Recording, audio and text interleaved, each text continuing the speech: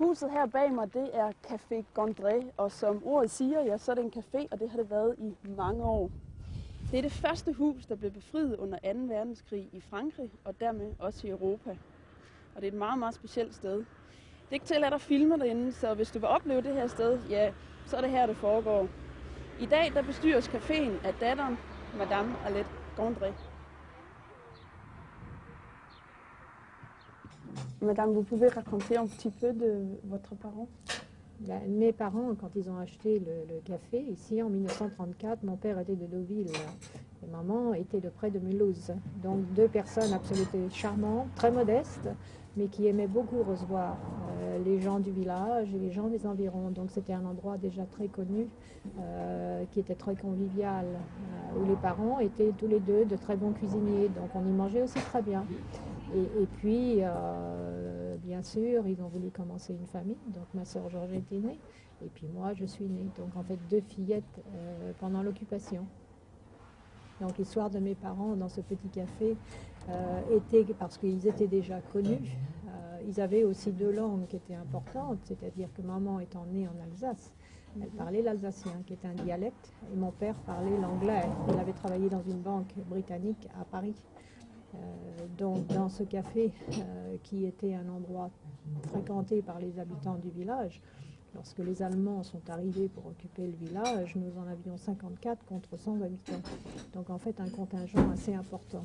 Et dans ce café, qui était en fait un des 4 cafés du village, les habitants se retrouvaient et les Allemands venaient aussi boire. Mais les parents n'ont jamais familiarisé avec les Allemands. Ce qui était important, c'est que les parents récoltent les informations nécessaires qu'ils passaient à l'armée britannique et que les Britanniques, bien sûr, utilisaient, puisqu'en fait, ils préparaient pour venir libérer la France. Et naturellement, automatiquement, nous étions aux premières loges. Donc les informations que les parents passaient étaient très importantes pour, en fait, sécuriser ce village qui était pris par les Allemands. Et naturellement, le café était aux premières loges. Nous étions aux premières loges. Et heureusement, les Allemands n'ont jamais occupé la maison. Nous avions une vie très dure. Nous étions à court de nourriture, à court de fourniture, presque rien pour donner à boire ou pour vendre. Et nous vivions sous la crainte. Donc la tâche des parents était d'abord de sécuriser leurs enfants et de voir comment on ne pouvait pas sauver cette maison. Et on attendait, on espérait. Vous êtes ici dans la maison? On n'a jamais quitté la maison. On n'a jamais quitté la maison. Et si on avait quitté la maison, elle aurait été pillée. Les Allemands auraient forcé entrer dans cette maison. Si les Allemands avaient perturbé les entrées du village, si les Allemands avaient fait sauter les ponts, notre maison partait aussi. On perdait tout. Et puis aussi nos vies, si les parents avaient été en fait découverts pour ce qu'ils faisaient, on était tués sur le champ ou emmenés dans les camps de concentration. Donc en fait, on était aux premières loges. C'est dur. Hein. C'était très dur. Ouais. Et si les parents, papa avait caché en fait beaucoup de vin et de champagne qu'il avait enterré dans le jardin. Donc si les Allemands avaient découvert ce que les parents faisaient en passant des informations, si les Allemands avaient découvert que mon père avait caché tout son vin, son champagne, plus les 3 fusils dans le jardin qui ne voulaient pas que les Allemands lui prennent, naturellement, on faisait contre les ordres des Allemands. On aurait été tués ou emmenés dans les camps de concentration. Donc heureusement, la mission des Britanniques, de la 6e division aéroportée britannique, puisque c'était en fait ce secteur est britannique, sous le commandement du général Gell, c'était le grand chef de tous les Bérets Rouges. Ce travail d'équipe de tant de héros, quand ils sont arrivés, bien sûr, on espérait que la mission soit achevée avec grand succès. Il y a eu une contre-attaque très féroce. Et merci bien sûr à ceux qui sont arrivés avec les planeurs et puis les troupes qui étaient dans les planeurs.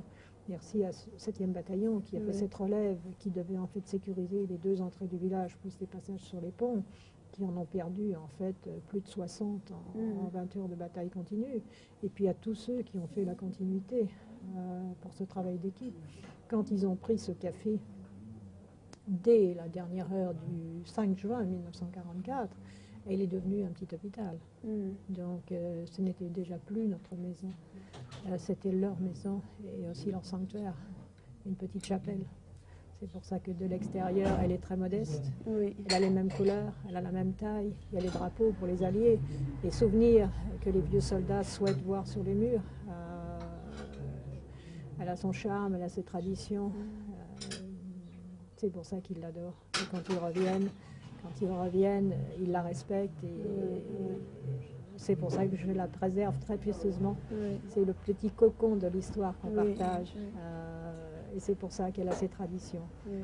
Parce qu'il y a vraiment une atmosphère très spéciale ici. Oui, Il faut venir pour le sentir. Ce n'est pas un petit café comme tous les autres petits cafés.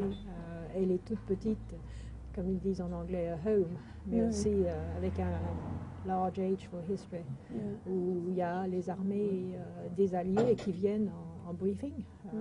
Donc non seulement je vois les vieux soldats qui maintenant arrivent à l'âge de 80 ans, mais je vois aussi les jeunes qui sont en mission encore dans le monde 60 ans après, pour essayer de donner la paix aux gens qui souffrent exactement de la même façon que nous l'étions. Donc elle est le symbole de la libération, qui était un travail d'équipe de tous ceux qui sont arrivés en Normandie pour nous libérer. Oui. C'est pour ça que vous ne voulez pas qu'on filme ici? C'était les traditions de ma mère. Oui. Lorsque vous entrez dans une chapelle, il y a un certain reconnument. Et en fait, le souhait de maman, c'était que les gens regardent, que les gens réfléchissent et que les gens pensent à ce que nous avons subi. Et lorsqu'il y a eu cette libération, ce que nous devions endurer après. Donc c'est pour ça qu'elle est spéciale. Très spéciale. Oui. Merci beaucoup. C'est un grand plaisir. Et merci beaucoup de me raconter cette histoire. C'est un grand plaisir. Merci beaucoup.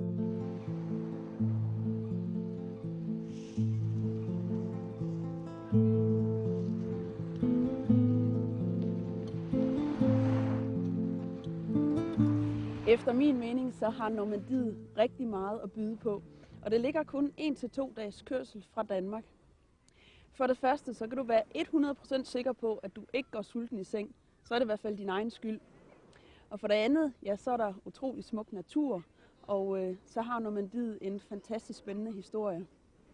Det her program, det slutter et godt stykke nord for Le Havre ved klipperne ved Étretat. Jeg håber, jeg nyder at være en tur med rundt, og så ses vi forhåbentlig snart en anden god gang. Hej hej.